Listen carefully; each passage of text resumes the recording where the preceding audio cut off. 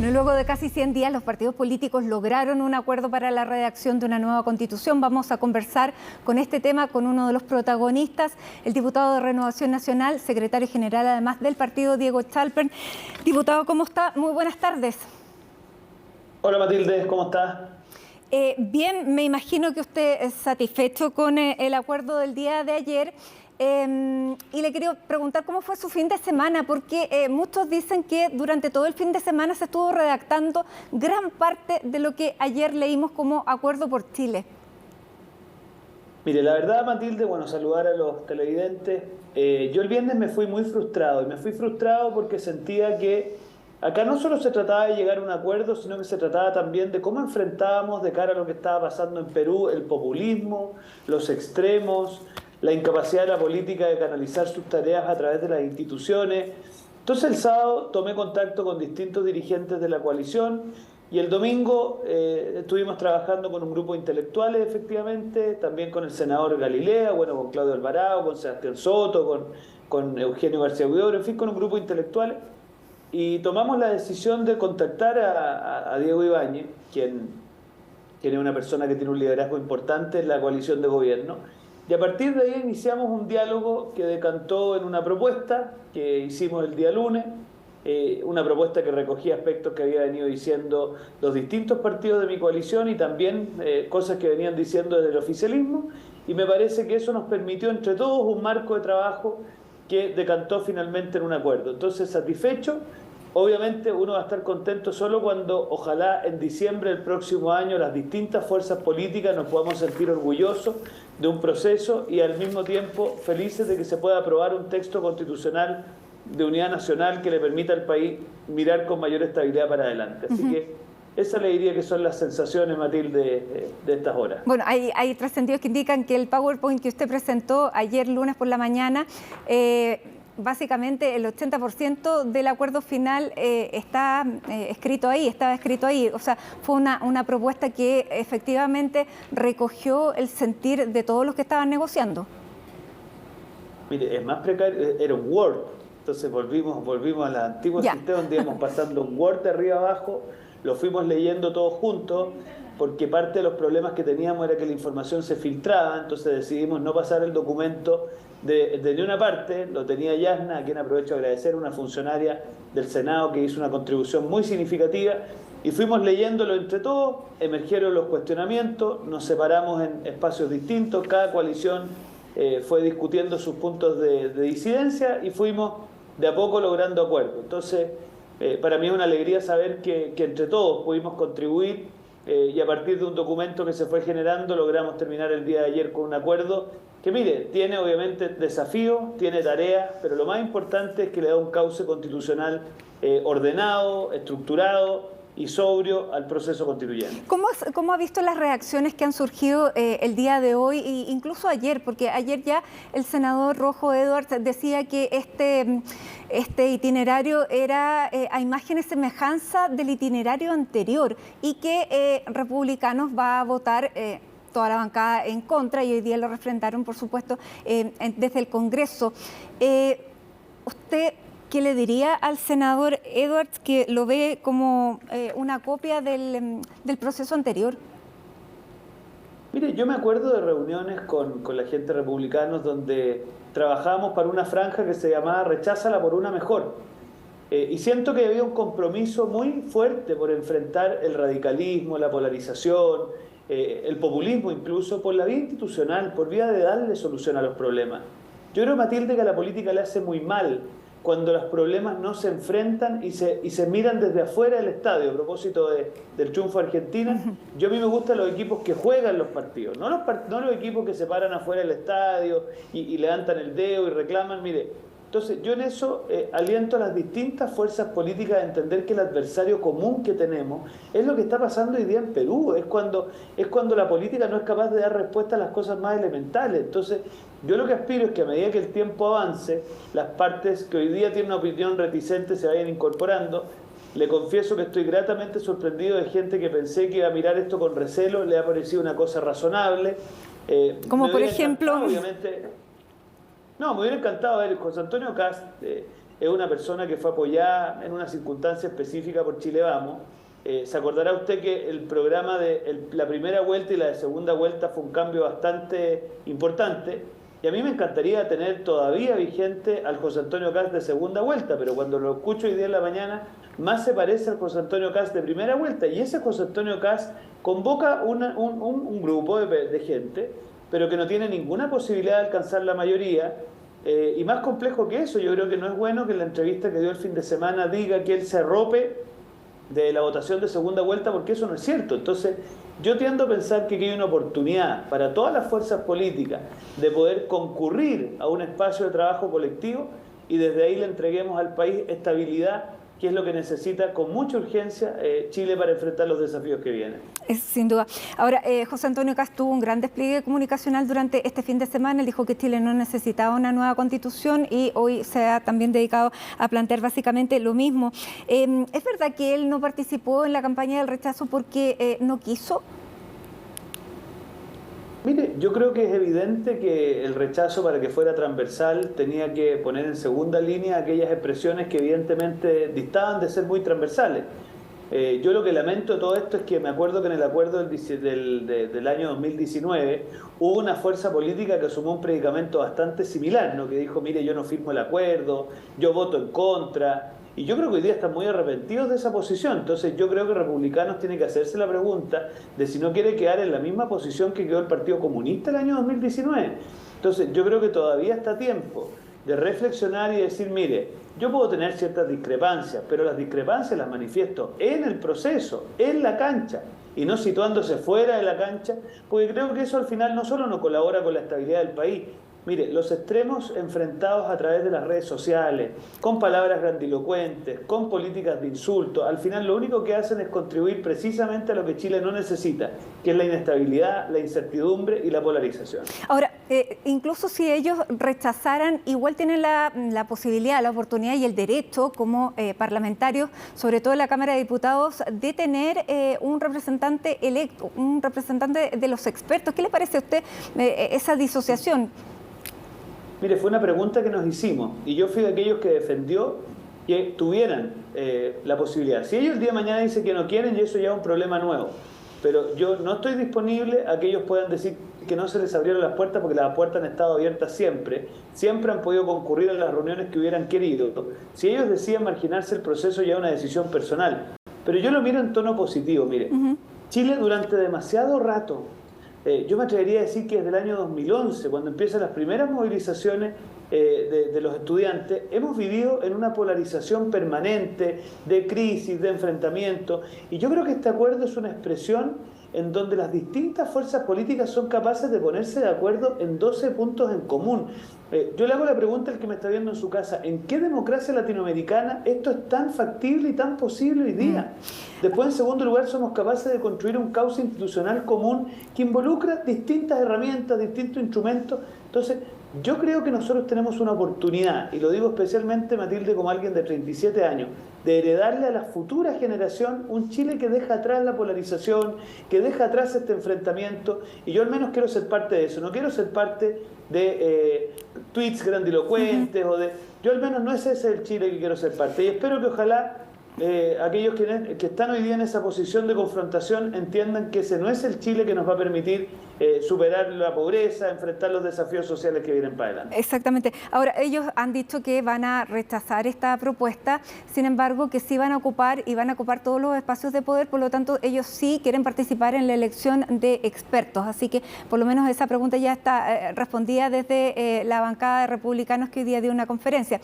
Ustedes, en el proceso anterior, fueron en listas juntos. ¿Ve eso posible en este escenario? Mire, este es un órgano pequeño y parte de las decisiones que tomamos de que fuera un órgano acotado es tratar de privilegiar las alianzas entre varios. Yo creo que uno de los problemas del proceso anterior era la fragmentación total. Por eso nos la jugamos por un quórum que no fuera de 2/3, porque lo que hacen los quórum de 2/3 es que usted en 1/3 se parapeta y se niega la conversación. Este es un proceso que descansa en quórum que facilitan la conversación, en espacios de encuentro que favorecen el diálogo, y por lo tanto nuestra apuesta obviamente siempre va a ser tratar de tener la lista más amplia posible siempre y cuando tengamos un componente común. Acá el componente común es cómo construimos una buena y nueva constitución para Chile, para que junto con la modernización del Estado, junto con la reforma al sistema electoral y junto con el enfrentar sin piedad las urgencias sociales que Chile tiene, seamos capaces de construir un Chile más estable. Esa es la tarea y obviamente todos los que se quieran meter en ese marco van a ser bienvenidos, pero tenemos que hacer un cauce común, Matilde, contra el populismo, contra la inestabilidad. Pero entonces usted no descarta la posibilidad de ir con republicanos en una lista para la elección de estos consejeros. O sea, en la medida en que quiera ponerse las camisetas que yo estoy mencionando, evidentemente las puertas del estadio van a estar siempre abiertas. Ok. Ahora, vamos a ver qué es lo que sigue pasando ahí, cuáles van a ser las disquisiciones que tengan. El Partido de la Gente, me imagino entonces que lo mismo. ¿Pudieran ir también ellos en listas con ustedes, dado que se está formando un cierto núcleo a partir sobre todo lo que ha pasado en la definición de la mesa de la Cámara? Mire, para mí, Matilde, si hay algo que me tiene contento es que ayer en la noche hayamos podido terminar un grupo que hasta hace poco estábamos en veredas distintas. Porque la gente amarillo no solamente estuvo disponible a votar en contra del texto. Hoy día hemos ido logrando un espacio de convergencia y de trabajo político, porque yo no quiero hablar de coalición, pero sí de trabajo político en común, con gente que, de acuerdo al año 90, teníamos que estar en veredas separadas. Algunos en la vereda izquierda y otros en la otra vereda, en la vereda de la centro-derecha. Entonces, yo espero que veamos la tremenda oportunidad que hay de que el país se conduzca desde los centros moderados. Entonces, si el PDG quiere ser parte de eso, bienvenido. El PDG representa un sentir de clase media, de gente que ha salido adelante a través de su propio esfuerzo, que tiene que tener expresión. Entonces, yo al menos espero que este sea un proceso en donde todos se sientan convocados y que entre todos seamos capaces de decir en diciembre del próximo año, pucha, le hemos sido capaces de dar a las futuras generaciones un marco de unidad y un marco transversal en donde los distintos puedan conversar. Ya, ¿qué tan dentro de esta vereda está Amarillos, diputado? Porque tuvieron este rol bastante protagónico, sobre todo al final de las negociaciones por el acuerdo, y muchos decían que eran la voz que Chile Vamos no quería expresar públicamente, que la tenían ellos para que los diputados de Chile Vamos, los parlamentarios, no terminaran, entre comillas, quemándose, y que eran ellos entonces los que hacían las propuestas que pudieran ser consideradas más extremas. ¿Hubo algo de eso? No, mira, nosotros la declaración que hicimos, firmada por los 4 presidentes de los 3 de Chile Vamos y Amarillo, fue para nosotros un compromiso de decir, mire, aquí los que estuvimos, o parte de los que estuvimos por el rechazo, y especialmente ellos que tuvieron que sufrir muchas veces cancelación e insultos por adherir a una postura política, la verdad que en ningún caso actuamos con mucha coordinación, con mucha generosidad.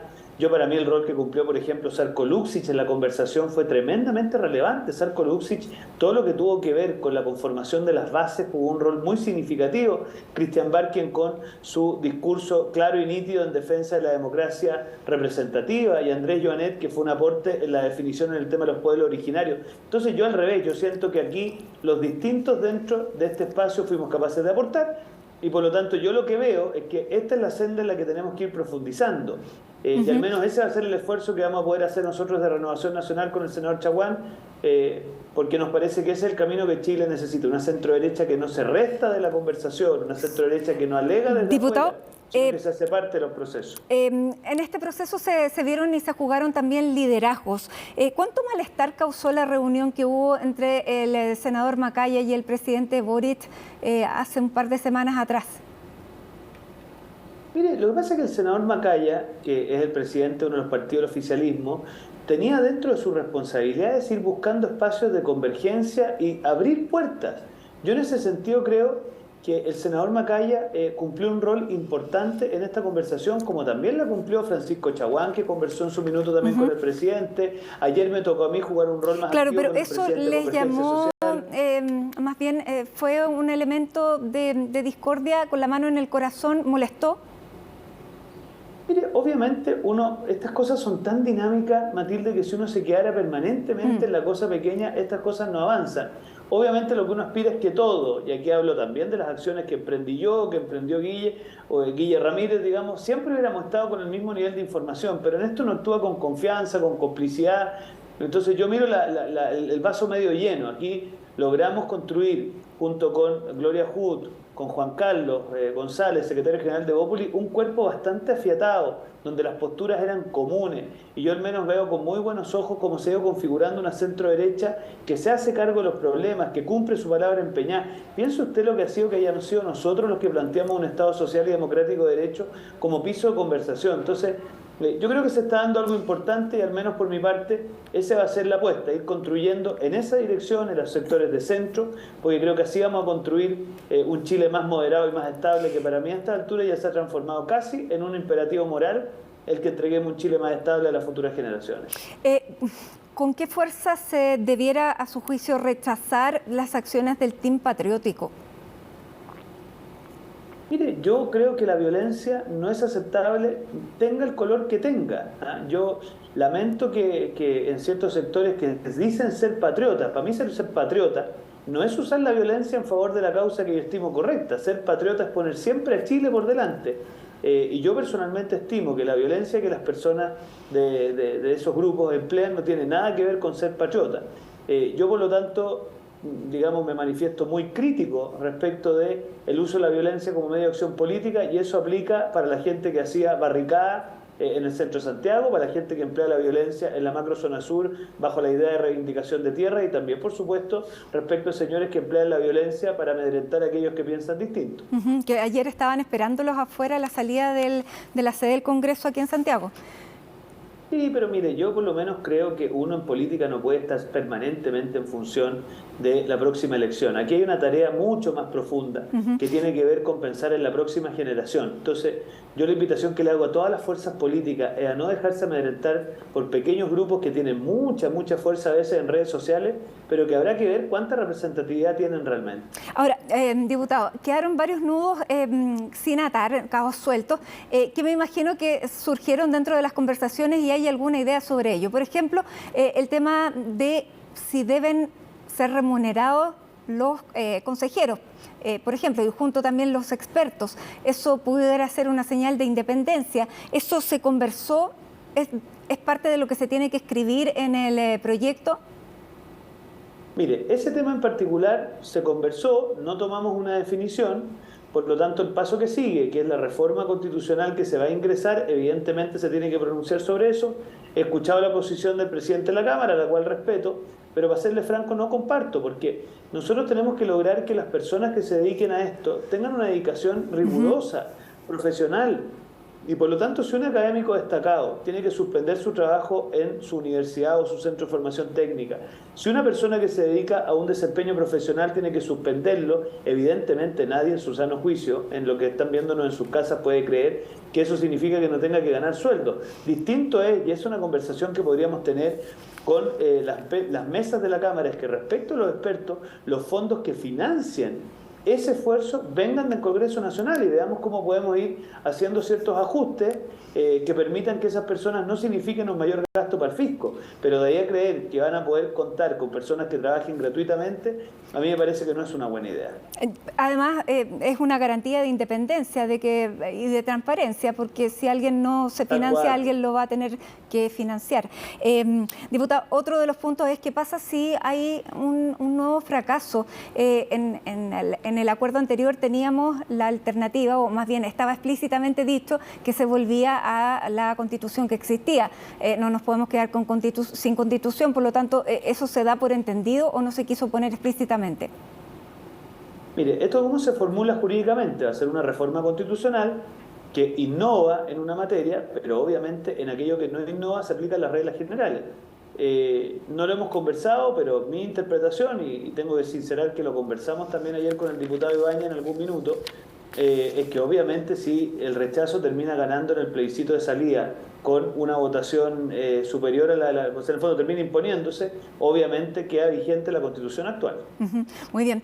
Diputado Chalper, sabemos que tiene otros compromisos, pero le queremos agradecer la disposición para conversar. Hay muchos todavía dudas nuevas que van surgiendo a propósito de este acuerdo, pero nuevamente muchas gracias por la disposición. ¿Una frase final? Dígame. ¿Me permite una frasecita final? Mire, yo creo que en la vida uno puede tener vocación de mirar que las cosas pasen o hacer que las cosas pasen. Yo la invitación que le hago a todos los que están viéndonos en sus casas, siempre estos procesos implican riesgo, implican dificultad, implican tareas, pero la pregunta es, ¿qué vamos a hacer? ¿Vamos a entregarle Chile al populismo, a la espontaneidad, o vamos a ser capaces de cada uno de nosotros poner de nuestra parte para que esto resulte? Entonces, ese es el llamado que al menos hacemos aquellos que creemos que tenemos una buena oportunidad para entregarle un marco de conversación a Chile de futuro que nos permita tener la tranquilidad de que no discutamos más de la Constitución, sino que discutamos en el marco de la Constitución, que es una cosa distinta. Así es. Muchísimas gracias, diputado Diego Chalmers, diputado de Renovación Nacional. Que esté muy bien, buena tarde.